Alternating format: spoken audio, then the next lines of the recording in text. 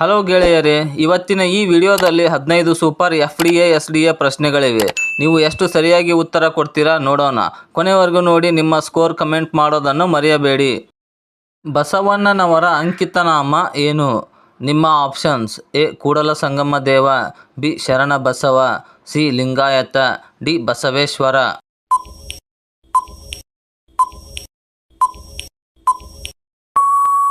ಸರಿಯಾದ ಉತ್ತರ option A Kudala Sangama Deva.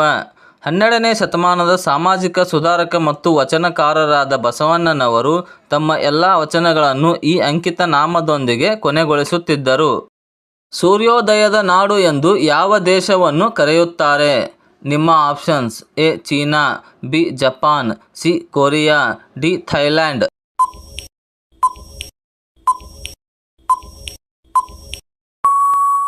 ಸರಿಯಾದ ಉತ್ತರ ಆಪ್ಷನ್ ಬಿ ಜಪಾನ್. ಜಪಾನ್ನ ಪೂರ್ವಕ್ಕೆ ಇರುವ ಭೌಗೋಳಿಕ ಸ್ಥಾನದಿಂದಾಗಿ ಅಲ್ಲಿ ಸೂರ್ಯ ಮೊದಲು ಉದಯಿಸುತ್ತಾನೆ. ಮಿಲ್ಖಾ ಸಿಂಗ್ ಯಾವ ಕ್ರೀಡೆಗೆ ಸೇರಿದವರು? ನಿಮ್ಮ options: A cricket, B football, C athletics, D ಕುಸ್ತಿ.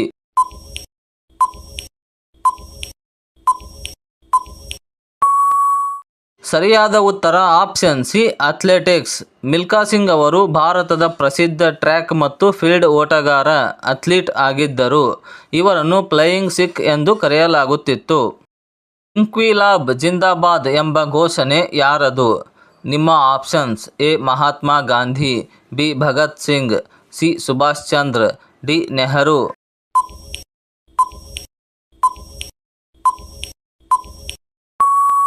ಸರಿಯಾದ ಉತ್ತರ ಆಪ್ಷನ್ ಬಿ ಹಸ್ರತ್ ಮೊಹಾನಿ.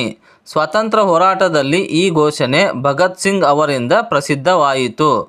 ಭಾರತದ ಸುಂದರ ರಾಜ್ಯ ಎಂದು ಯಾವ ರಾಜ್ಯವನ್ನು ಕರೆಯುತ್ತಾರೆ? ನಿಮ್ಮ ಆಪ್ಷನ್ಸ್: ಎ ಜಮ್ಮು ಮತ್ತು Kashmir, B Goa, C Kerala, D Sikkim.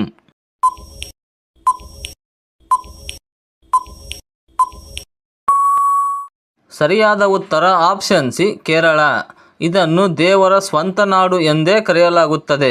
ಅದರ ಅದ್ಭುತ ಕಡಲ ತೀರಗಳು, ಹಿನ್ನೀರು ಮತ್ತು ಹಸಿರು ಬೆಟ್ಟಗಳಿಂದಾಗಿ ಇದು ಈ ಖ್ಯಾತಿಯನ್ನು ಪಡೆದಿದೆ. ಭಾರತದ ಮೊದಲ ಮಹಿಳಾ ವೈದ್ಯೆ ಯಾರು? ನಿಮ್ಮ options: A Kadambini Ganguly, B Anandibai Joshi, C Sarojini Naidu, D Lakshmi ಸಹಗಲ್.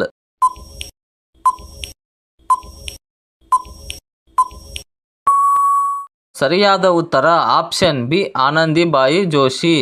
ಇವರು ವೈದ್ಯಕೀಯದಲ್ಲಿ MD ಪದವಿ ಪಡೆದ ಮೊದಲ ಭಾರತೀಯ ಮಹಿಳೆ ಎಂಬ ಹೆಗ್ಗಳಿಕೆಗೆ ಪಾತ್ರರಾಗಿದ್ದಾರೆ.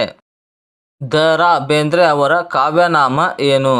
ನಿಮ್ಮ options: A Ambikatanayadatta, B ವರಕವಿ, ಸಿ ಕವಿ ಚಕ್ರವರ್ತಿ, ಡಿ ಜ್ಞಾನಪೀಠ ಕವಿ.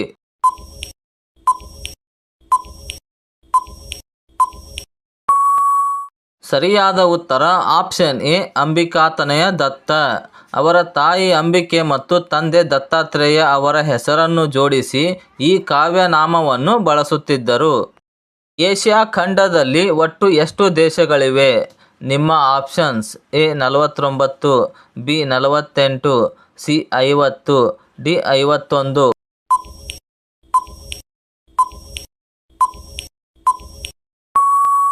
ಸರಿಯಾದ ಉತ್ತರ ಆಪ್ಷನ್ ಬಿ 48.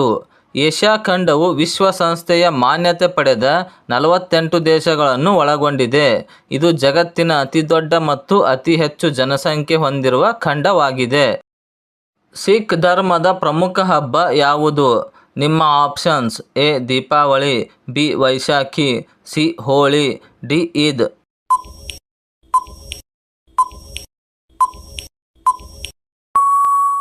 ಸರಿಯಾದ ಉತ್ತರ ಆಪ್ಷನ್ ಬಿ ವೈಶಾಖಿ.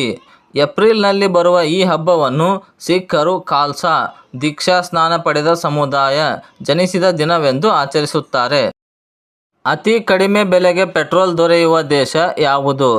ನಿಮ್ಮ options: A Bharat, B America, C Venezuela, D Japan.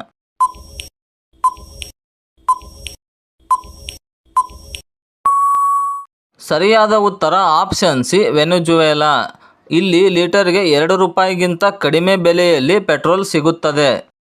ಉಕ್ಕಿನ ಮನುಷ್ಯ ಎಂದು ಯಾರನ್ನು ಕರೆಯುತ್ತಾರೆ?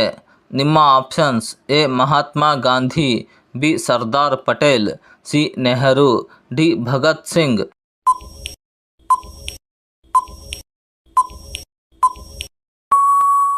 ಸರಿಯಾದ ಉತ್ತರ ಆಪ್ಷನ್ ಬಿ ಸರ್ದಾರ್ ವಲ್ಲಭಾಯಿ ಪಟೇಲ್. ಅವರ ಧೈರ್ಯ, ಮನೋಬಲ ಮತ್ತು ಅಖಂಡ ಭಾರತದ ನಿರ್ಮಾಣದ ಬದ್ಧತೆಯಿಂದಾಗಿ ಅವರಿಗೆ ಉಕ್ಕಿನ ಮನುಷ್ಯ ಎಂಬ ಅಡ್ಡ ಹೆಸರು ಬಂದಿದೆ.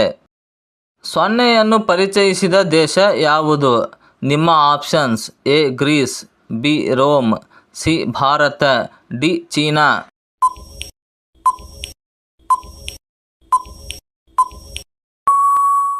ಸರಿಯಾದ ಉತ್ತರ ಆಪ್ಷನ್ ಸಿ ಭಾರತ. ಆರ್ಯಭಟ ಮತ್ತು ಬ್ರಹ್ಮಗುಪ್ತರು ಸೊನ್ನೆಯ ಬಳಕೆಯನ್ನು ಜಗತ್ತಿಗೆ ಪರಿಚಯಿಸಿದರು. ಭಾರತದಲ್ಲಿ ಅತಿ ಹೆಚ್ಚು ಮಳೆಯಾಗುವ ರಾಜ್ಯ ಯಾವುದು? ನಿಮ್ಮ options: A Assam, B Meghalaya, C Kerala, D ಪಶ್ಚಿಮ ಬಂಗಾಳ.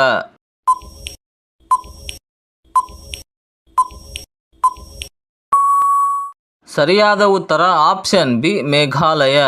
ಮೇಘಾಲಯದಲ್ಲಿರುವ ಮೌಸಿನ್ರಾಮ್ ಎಂಬ ಪಟ್ಟಣವು ವಿಶ್ವದಲ್ಲೇ ಅತಿ ಹೆಚ್ಚು ಮಳೆ ಪಡೆಯುವ ಭೂಮಿಯ ಮೇಲಿನ ಅತ್ಯಂತ ತೇವಭರಿತ ಸ್ಥಳವಾಗಿದೆ. ಚಿರಾಪುಂಜಿ ಕೂಡ ಈ ರಾಜ್ಯದಲ್ಲೇ ಇದೆ. ಗುಲಾಬಿ ನಗರ ಎಂದರೆ ಯಾವ ನಗರ? ನಿಮ್ಮ options: A Delhi, B Jaipur, C Mumbai, D Lucknow.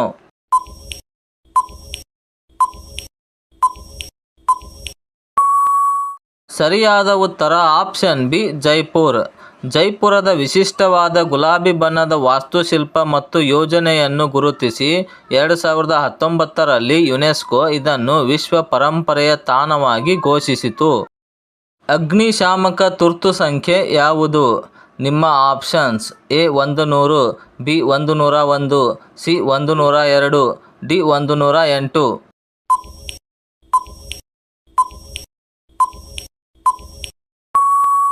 ಸರಿಯಾದ ಉತ್ತರ ಆಪ್ಷನ್ ಬಿ 101. ಭಾರತದಲ್ಲಿ ಅಗ್ನಿಶಾಮಕ ದಳದ ತುರ್ತು ಸೇವೆಗೆ 101ಕ್ಕೆ ಕರೆ ಮಾಡಬಹುದು.